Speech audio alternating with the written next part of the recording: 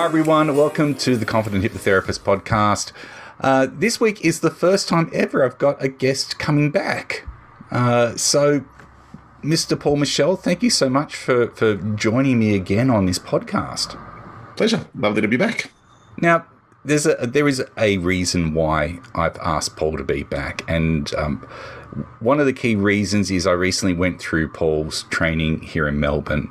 And I was describing it at the time as being like the matrix of hypnosis trainings, because there was very much the feeling that there was a red pill and a blue pill, and we went down a few rabbit holes, and everything that I thought that I knew about hypnosis kind of was debunked in some way, or challenged or tested and put into a new context. And so I felt that while this podcast often goes into different directions, it is a good topic to talk about exploding some of those hypnosis myths that are commonly taught or that people seem to believe. And I couldn't think of anyone better to do that than with Paul. So we'll see what comes out. I know this is the interesting thing with our conversations, Paul, is that no matter where it goes, it always kind of goes in very different directions anyway. Mm-hmm. But I know for me, and this is something, I guess part of creating this podcast is that I allow myself to be vulnerable in these and to talk about some of those things where I question myself. I know that's not very common out there. I know a lot of hypnotherapists would probably prefer to just blow their own trumpet and talk about how fantastic they are, and they're more than welcome to do that. But I also believe a lot of people out there go through some of the similar concerns that I do, and that this podcast is really created in an attempt for me to get a better understanding of myself, but also for other people to piggyback off that and get a better understanding of them too. Mm. One of the questions I had to you, I think on the second or third day, or even the second week, I can't remember, was that I said something like, I still get concerned. I can't remember the exact wording. You probably know which comment I'm referring to. I said something along the lines of, I still get concerned about if they don't go into hypnosis, or it was along those lines, and you very quickly turned around and pulled me up on it. Mm. I guess, kind of an interesting starting point would be, a lot of people assume hypnosis is a state that people go into, and that's very much not what the paradigm you work from. Can you perhaps expand a little bit more for people listening as to what you understand hypnosis to be? All right. Well, it's a big first question, isn't it? Some people have been banned from forums on Facebook for that very question. I did post in our Facebook group that question, and it got some really interesting responses from those who were very experienced, saying, why are we still talking about this? Yeah. To varying responses of people talking about, focus and relaxation in some cases and all sorts of things. But what's your definition do you tend to find works best for you? Yeah, I really align with James Tripp's thinking around this. I can't remember it off the top of my head. It's James's words, but along the lines of the use of suggestion and direction and communication in order to alter a person's perception of reality, or along those lines, or to lead cognition. So I definitely align with that. So, look, I've been down the path of thinking about it from a state-based model. So that's where I started, and that's the way I was taught. And I think, dare I say, that a lot of people are taught that way. And yet there are people who don't believe that, who get outstanding results. And you have to look at the fact that people are getting great results if they don't believe in that, which sort of, in my mind, busts the idea that perhaps we have to focus on a state-based model. I think we need to be mindful about what we reify and then deify. So what we then make as sort of like the canon of hypnosis lore, so to speak. And when I mean lore, I don't mean L-A-W, I mean L-O-R-E. L-O-R-E, yeah. And then it gets to the point where people go, this is the way it is, and then we don't question it. And I really love the fact that there are plenty of people who are questioning that approach. And that was, for me, a very useful process to question the approach and look at people who didn't believe what I believed and yet still got great results. And we're going, take a look at this. There doesn't need to be a trance. And I went, all right, well, let's go take a look at that. And I did train with James Tripp when he came out to Australia in the early stages of his approach to hypnosis without trance. And dare I say, it was, a really interesting experience, which then prompted me to ask more questions of myself and to be willing to be vulnerable, to go through that whole process. And I just think that it's made me a better hypnotist as a result. I don't get caught up in, are they deep enough? Are they in or are they out? I remember reading a book by Cal Banyan and Jerry Kine on hypnotherapy, and they presented this idea that be as if they're already in hypnosis, which I'd already taken on board. But if we do take a look at hypnotic phenomena, then that's really what we're paying attention to and calibrating to determine whether they're in or out. Yeah. So if we just remove this idea of them being in or out and look at it through the lens of, well, what am I actually seeing? And what's the hypnotic phenomena that they're demonstrating already? Then perhaps there's already some stuff that's happening and I don't need to work too hard to elicit it or evoke it or amplify it. Perhaps it's already there and they've already got a skill set that I just need to leverage. And so this idea of using an induction to induce a state, I think that just confuses people. I think that just creates a bit of a rod for their back. And I also think it creates confusion for the client. So today I had a client that I was seeing and they were listening to a hypnotic audio that I'd created. And the concern that they had was they didn't know whether they were doing it right. Right. And whether they were in hypnosis. And so I have to go back and highlight for them that my perspective is, and this is the way I describe it to them. I say that what we're talking about when people think about hypnotic states is a type of hypnotic relaxation where there's this inward focus. It's deeply internalized. Their chunks of attention are very much focused on the inner experience that they're having, and their body is demonstrating a parasympathetic response, a relaxation response for all intents and purposes. So what we're seeing is a shift in the way their autonomic nervous system is working, and we're seeing a shift in the behaviors that they're demonstrating. We're noticing change in respiration and, blood pressure and muscle tonicity and vasodilation or constriction, depending on what we're seeing. It could be that they flush, it could be that they go pale. We're seeing changes in the way that they swallow, changes in rapid eye movement, but these are all physiological changes that we can notice. We can't determine the state. So when I highlight for them that in actual fact, the way I like to think of hypnosis is it's them following my suggestions and directions. That's the hypnotic process. And if they comply with that and do that really well, then they will experience phenomena. Now, those suggestions could just as easily be given for them to be more alert and awake and, driving a car and be externally focused and be really, really present, at the time. It could be that those suggestions could be geared towards relaxation, internally focused, engaging in their own inner experience and the internal representations that they're creating, their pictures, their sounds, their sense of smell, their whatever's going on for them. The thing is that's as a result of them following the suggestions and the directions that have been given. Now, the degree to which we are authoritarian or directive or invitational, permissive, there's still suggestion and direction. And so to me, that's the hypnotic process. So when I see them demonstrating relaxation, I call that hypnotic relaxation, not hypnosis. But that just clears it up straight away. It puts them at ease and they don't worry about whether they're deep, whether they hear everything or don't hear anything. I'm interested in the phenomena that they're demonstrating. And that's a relief for them as well, because then they can just trust the process and go with it. So the first thing is I get compliance from them, that they're willing that they're willing to do what I ask or suggest of them without thinking, provided that it's safe and ethical for them, so that we can get that hypnotic process and that compliance frame and that cooperation principle going. And where it ends up.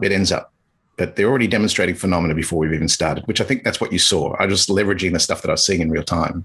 Absolutely. I think I used the word because I've got my notes here, and you know, my note was hypnosis being a phenomenon that we naturally create each day. A hypnotist observes the hypnotic phenomena and is able to hijack, amplify, and suggest. Were the notes that I didn't know. I don't know if hijack is necessary. I use the word hijack. I think there are times when if we're doing a certain inductive ritual, like a handshake, we might hijack the response hijack and leverage it. The word there that probably could be question, but in my sense, the way I was using that was more that, you know, if I'm noticing that there is perhaps an arm levitation going on, or the arm catalepsy there, that you would observe that and utilize. So utilize is possibly the kind of word. Hijack probably has more of an aggressive overtone to it. And it can, can't it? Yeah. Yeah. Utilize, leverage. It sounds like we're going to need negotiators just to get that out of the situation. So. Hypnoterrorist. Yeah, hypnoterrorist. That's great. I like that could be a good another podcast. I've got a feeling it's going to have a very different outcome for the people listening. Exactly. Jump on board the ride. We'll see where we take you. Exactly. So yeah, it's. I think Jonathan Altfeld, one of the NLP trainers that I highly value, and is over in the United States when he came out and trained in Australia quite a number of times. I've trained with him. He said something that really resonated with me, and he said, "Calibration is the mother of all skill." And so when I'm working with people, I'm calibrating and getting baselines and then noticing differences, because that is the mother of all skills. I mean, you can have a wonderful script, you can have your own patter, but if you're just busy flicking it out and not watching for timing and responsiveness, then it's just crossing your fingers, hoping stuff sticks. Yeah. And so therefore calibration is the mother of all skills when it comes to this, in my opinion. If you want to be good at impromptu, and if you want to be good at just being able to just pick stuff up on the fly, you have to be able to pay attention to the other person. I think one of the insights that I had after my training with you was also about whether or not I had been hypnotized myself by what I thought hypnosis was. And in the process of that, missing some of the vital things that others had said. So, you know that I've spoken quite frequently about Rob McNeely and his work. And, I was going back over some of Rob's notes recently and recognized that a lot of what he said was actually very much aligned with what you had said. In fact, one of the quotes I got here was that he would say, Erickson would say the three most important things to do is observe, observe, and observe. And Rob would use ratification as part of that process as well. So, as you were having that person talk about whatever it was that they were creating within their mind, that you would go up noticing that softening of the skin, that sort of thing. But I also added words in because I always thought that Rob had said that hypnosis was an inward focus. And I know that was a thing that we had discussed, and you had gone, no, it's not an inward focus. It doesn't have to be. It was a disservice to Rob. He actually said, and using hypnosis is an experience that involves focus and absorption that we can agree mutually is hypnosis. And then he went on to highlight that addiction, for instance, is the same. The focus and absorption that creates the experience of addiction. And I kind of was reading that and going, maybe some of this stuff was right in front of me the whole time, but I had been hypnotized by my own thoughts of what hypnosis was, much like many people that come to see us. And in that process was kind of blind to some of the things that you were talking about in your training. Was there a question in there? Silence. No, it's an observation. I tend to wonder if that's what other people experience as well. Whether or not that's what causes people to, is it that they're believing before they go in to training that hypnosis is all about trance, because that's a word that's been used so frequently in the past, or if it's if the training is actually that bad, to be honest. Yeah, I'd be reluctant to say bad or good or right or wrong, because who's to say that I'm right? I'm just it's a model, constantly working on a working theory and seeking to still find my way. I mean, it's been over 20 odd years, and we still don't know what a mind is, and we're still trying to work out how the brain works. Even neuroscience can give us a bit of an insight, but it's like I think the way it was described was, imagine you've got a stadium of 100,000 people and you're focusing in on this one section in the stadium. We still don't know how it sort of really functions. It's a great mystery. So look, it's hard to say. All I look at is, and I guess I've got a very pragmatic view, is take that which is useful, test everything you get up front, and then determine whether it's not useful. So I've adapted Bruce Lee's saying there, take that which is useful, discard that which isn't. The only way you'll know that it's not is if you go out there and you test it. And then if you've played with it for a little bit, adapted it a little bit, and it still doesn't quite work, then perhaps it's not useful for you. Yeah. And I think that coming into a training with the beginner's mind, and this is one thing I really valued about your approach when you came into my training, is that you were willing to be vulnerable, and you were willing to put things aside, and you were willing to just give it a go and see how it worked for you in that moment, and also then to take it into the clinical environment or to put it into practice straight away. And that takes a lot of guts, because when we're peeling the layers off what we think we know and what we're comfortable with, we're going to go through that clunkiness again. And for some people, that's quite a concerning experience, because I had a horrible following week. Yeah. Yes. And that's a great thing. It was one of the worst weeks I'd had. And I think it was a combination of, I was exhausted, not necessarily from your training. It's just been such a busy period for me personally. So it was a combination of exhausted, and I just felt like the most awkward hypnotist on the planet. It really was about, I felt like I was back at square one. And then the following week, it kind of shifted the other way. It was like, suddenly everything was like, I felt like one of the best hypnotists on the planet. And to be honest, I still feel that the pendulum kind of swaying a little bit, even still the ripple effect afterwards. It's quite interesting that the mind seems to be readjusting on everything I've known for the past 6 years as it absorbs in and begins to adapt. Yeah, other stuff that I've learned. Well, we move through unconscious incompetence. In other words, we don't know what we don't know. Then to conscious incompetence, we now know that we don't know. For some people, that can be quite a reality slap, especially if they thought they knew what they thought they knew. And then once you discover that there's something you don't know how to do, then going out there and playing with it, that's where the clunkiness comes in. That's where we move into conscious competence, and where we're paying a lot of attention and effort to what we're doing. And that, if you've already been playing in the unconscious competence space for a while, to come back into conscious competence can be quite confronting and can feel very jarring. But my job as a facilitator when you come on a training is to create perturbation. And that's really about, like I said to you at the time, imagine you got a jar of juice that's been sitting on the shelf for a while. It's settled, and you got that layer of sediment that's sitting there.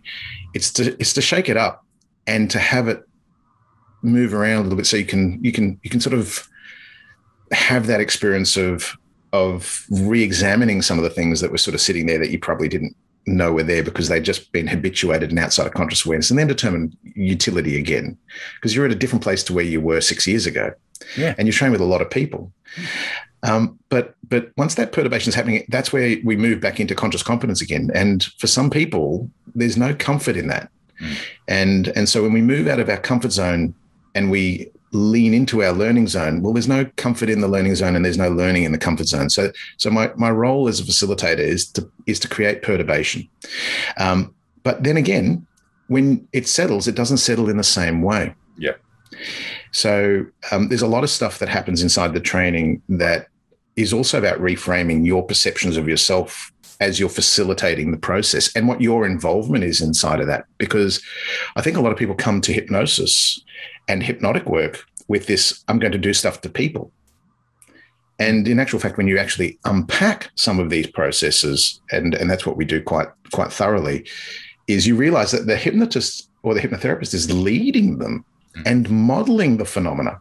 Now, is the hypnotist in a trance? Are they in this inwardly focused, deep, as we would call an NLP, downtime state?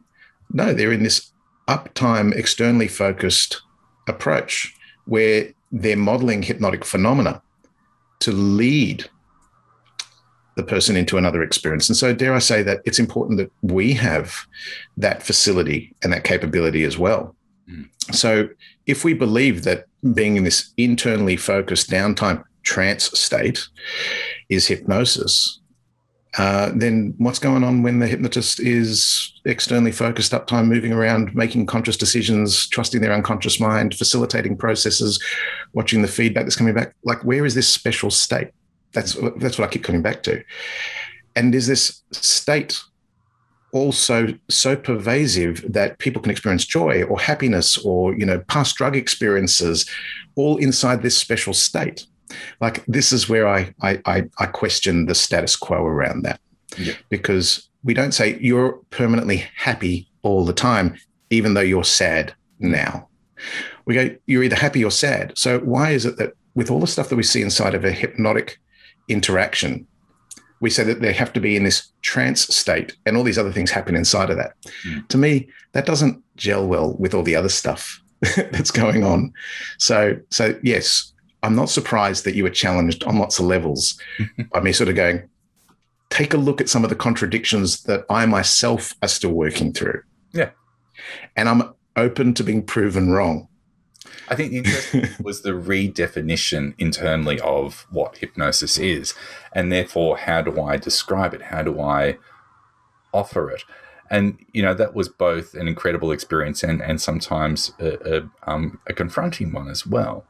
But it's also fascinating because it shifted how I view things in many ways. So, for instance, you were talking before about just observing. And, I'm even thinking, because, really, when I'm talking to you, I'm thinking in the back of my mind, what kind of insight's going to be really valuable to people listening to this.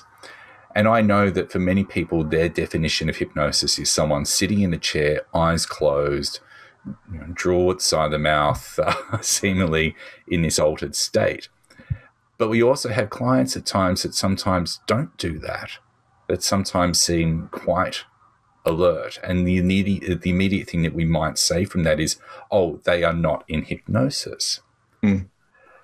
And yet, is that because we're not observing what phenomena we're getting properly? Or what is it that if you were in that situation where you had a client who seemingly was still very much alert, what kind of troubleshooting would you do in that moment that would get you back onto what you felt was that right track? Is it about bringing it back to that observation?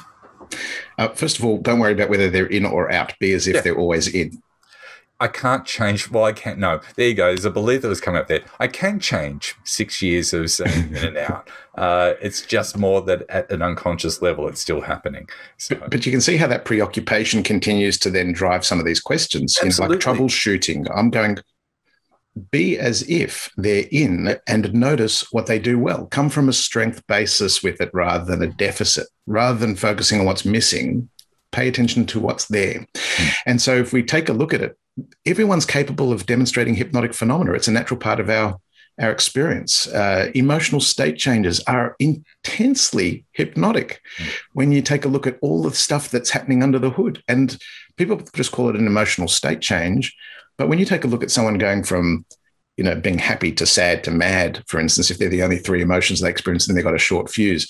But if you take a look at the dramatic changes, it's quite phenomenal. Now, how much of that is consciously mediated? Very little. And so there's a lot that's already naturally happening.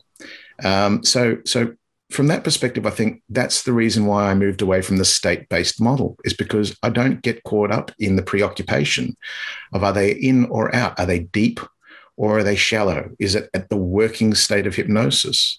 And because I don't have the preoccupation, I'm interested in, what am I seeing? What can I facilitate?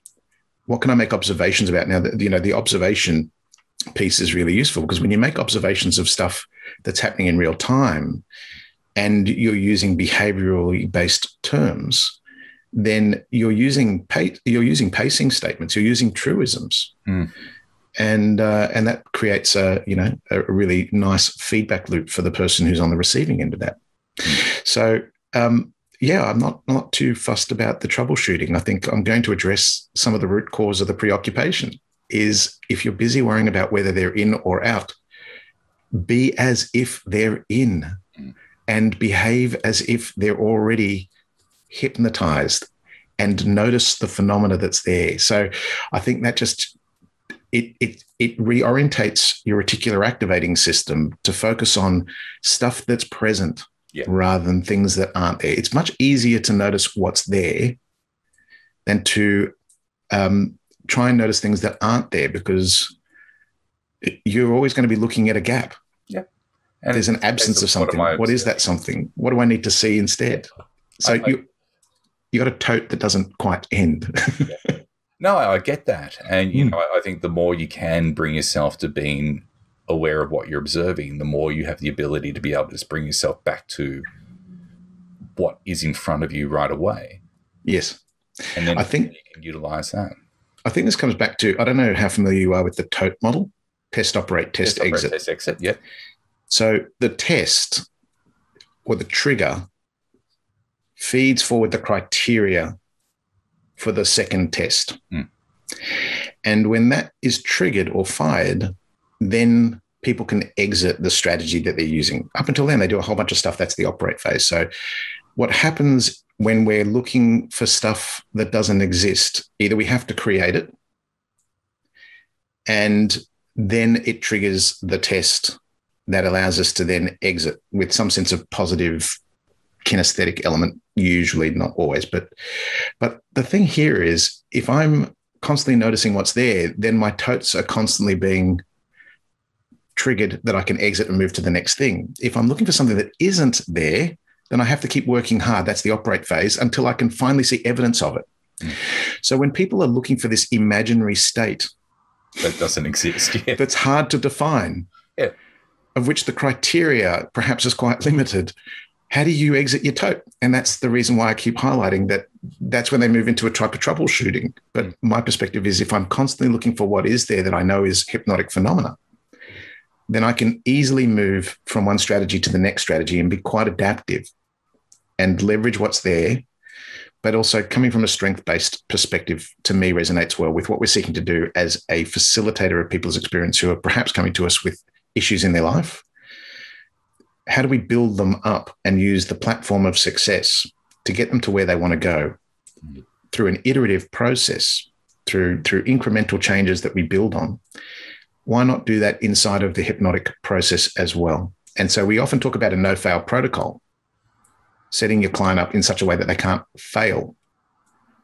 Then look for what they do well, reinforce it, build their confidence, build their competence, build their congruence, and keep building on what they do rather than trying to create stuff and do stuff to people that they're not demonstrating right now. You'll be able to leverage into that stuff once you build up enough of those competencies. But some hypnotic phenomena for some people is so far away from their average everyday experience that it's too big a leap. And so we want to make sure that we're building platforms that they can leverage into it. And that's, I think, what we saw in the training is you saw people over a period of time go from perhaps being a bit wary of hypnotic work, who had never experienced hypnosis before, to all of a sudden demonstrating some profound hypnotic phenomena. Yeah, absolutely. We did have someone in the group who had not experienced hypnosis before, and by the end of it was just remarkable in terms of what she was able to create herself. It was quite an experience to see that happen. There was an important moment, though, which was the difference that made the difference. Because the turning point was getting her to agree and to make that agreement within herself to have an experience. Is this, and I guess, one of the things that you said, and one of the things that I think, almost every hypnotherapist that I know that trains well says is about the importance of the pre-talk. And, you yourself, I know, said that it's probably the most important part of it as well. Do you feel that are we linking back to that in this instance? Absolutely. And one of the most important things that I think that's often overlooked is that a lot of people come in and they think the hypnotist is going to do something to them. Yeah. Because that's what they've seen. They don't know any different. And you can tell them they've got all of the, like they've got the capacity or the choice to either accept or reject suggestions. I don't want to set that up as you've got the choice to reject or accept suggestions. But I do want to make sure that they have committed with themselves to have an experience and to welcome everything, which is a very different way of thinking about it. Because to a degree, sometimes they've been very good at saying no to stuff and they're wary. So the biggest thing that we need to overcome is fear and uncertainty and this perceived loss of control. So I often highlight that one of the things that we need to be clear about is that they need to a degree, give up conscious control, to give up control, to get more control. And then I very quickly link that to, they do that every night when they choose to go to sleep, because when they try to go to sleep, they often have their worst night. But when they set the intention, create the conditions, and then let themselves go, they end up having a wonderful night's sleep, because it's not a consciously mediated process. They set the intention and then they give themselves permission. And so from this perspective, I think important elements inside of the pre-talk are having the client make an agreement with themselves, not just with the hypnotist, but with themselves. Now, when I say themselves, notice plural, not with themself, but with themselves. In other words, all the parts of them, to have an experience, to give themselves full permission to have an experience. And when they do that, now they're committing. Now, what I usually do is I get them to close their eyes when they do it, because I want to get them used to having their eyes closed, right? But, close your eyes and give yourself or give yourselves full permission to have an experience. And when you're ready, open your eyes. It sounds almost like a hypnotic evocation already, doesn't it? Very much so. So when they're ready, they'll open their eyes. And so I want to make sure that first and foremost, there's an agreement with themselves, and then there's an agreement with me. Are they willing to do everything I suggest or request of them without thinking? And so those are really, in my opinion, the things that I wish I'd known way back when, that I've absolutely layered into my pre-talk, because suggestion, direction, compliance, yes. And the interesting thing is, and I think one of the things that I think surprised people by the time we got to the sort of final stages of the training was how permissive and invitational I actually am. So it's that mix of direction and suggestion, invitation and permission, being authoritarian when necessary, and then being very, very permissive and hands-off and very much the facilitator. It's good to be able to do it all. Because, I found that hard, because we all know how directive I am. Yes, of course. In my approach. I think I'm probably king of permissive, aren't I? Are you asking me permission? I thought the other part that was interesting about your training was that it really did focus back in on the hypnotic phenomena that we experience. And I found that was something that other trainings I've experienced may look at. But for me, it felt like there were additional levels going on with the way that you talked about it and observed it and noticed it, and how we could work with that as well. And, that's, again, not a question. It's an observation and a comment. But I'm hoping that anyone watching this is thinking, wow, what the hell does Paul do in his training that is so different? I must go and check that out. But it was interesting, because now I look at some inductions that have been scripted and go, oh, what are they doing here? Oh, they're doing this here. They're doing this here. They're wanting to bring in all that sort of thing as well. So I think that's another area in hypnosis that if people haven't really explored, they absolutely should, because I don't come across it much in trainings that are out there, to be honest. And that's partly because, look, I really value my NLP training, because that's helped me to think that way, more process than content. It was really interesting to watch, really interesting to see that Michael Yapko has really emphasized that, process orientation. In his new book, it's fantastic. I think it's great to see that material come out, because definitely from an NLP standpoint, we're interested in process, not necessarily content, and how things are playing out, rather than the content that people obviously put into the process. So, I remember when we started talking about me running a training and so forth. I think one of the things that you asked me, I think, was, would I run it online? And I said no. And for me, the magic of being in a room with people moves beyond the mechanics of the inductive rituals. And I think that's the reason why it's not the formal demonstrations that, in my opinion, are the magical experiences that people have in the training. It's the stuff that we catch on the fly, that when I notice something, I go, hey, take a look at that. I think at one point in time, one of the participants, who will remain unnamed, was about to volunteer for a demo, and came to try to get out of the chair. And I went, what's more stuck, your bum or your legs? And in that moment, they went, my bum. And then next thing into sticking phenomena. And that stuff, you don't quite get it online, right? You can sort of facilitate that sort of stuff, but when people are seeing it in a real-time environment and it's happening in 3 dimensions, and you can see all the different elements of the quality of the experience, then that enriches their calibration skills. Because in that moment, what did I notice about that person's response that led me to offer that suggestion, and then just test it out and see whether I got the feedback? So the phenomena is happening all the time. And that's where I think those informal demonstrations of what's happening, when people don't think that they're in a hypnotic experience, all of a sudden it's there. Yeah. And that's why I think it's quite a challenge to this paradigm that people have to be in this inwardly focused downtime state. Because when stuff is happening in real time in the room, and it's phenomena we see usually with people who are in supposedly the deep working states of trance, and yet it's facilitated spontaneously in the moment, impromptu, then that poses some interesting questions for those people who are watching it and going, where was the inductive ritual? Where was the deepener? Like, it just was there. What the hell? Suddenly kind of emerged, yeah. Because it's there all the time. We just have to have the eyes and ears to see and hear, and the sensory acuity to calibrate to changes in responses through arms, and especially if you're touching people, if you're in that environment.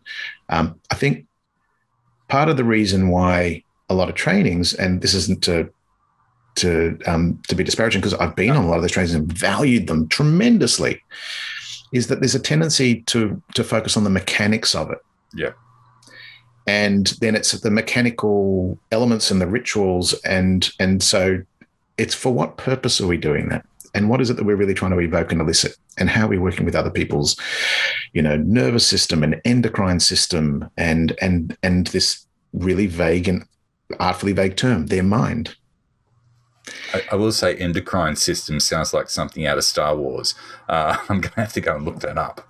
Yeah. It's a type of cruiser, that is that what it is? Right. Yeah, it's a Battlestar cruiser. The endocrine system actually is a whole galaxy. So just letting you know. Is it? Are you being serious? Okay. I'm just messing with you, right? I was saying to someone recently that there is almost this catch-22 about creating a podcast like this, where it really is about talking about our vulnerabilities.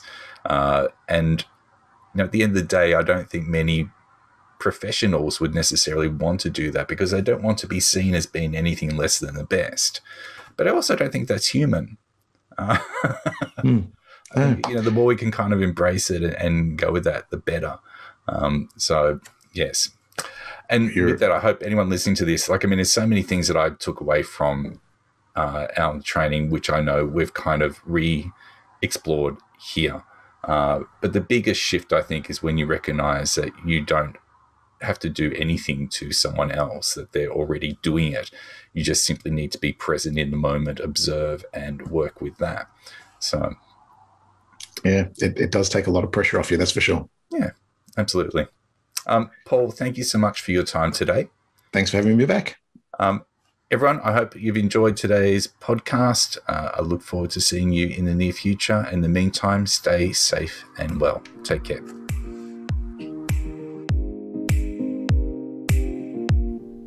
Thank you for watching the Confident Hypnotherapist podcast. I'd like to invite you, if you're on Facebook, to come and find us on the Hypnotherapist networking group, particularly if you're a student or even if you're a seasoned hypnotherapist. You'll find a whole lot of information there regarding continued professional development that will help to build your confidence and effectiveness as a hypnotist. Come and join us. I look forward to seeing you there.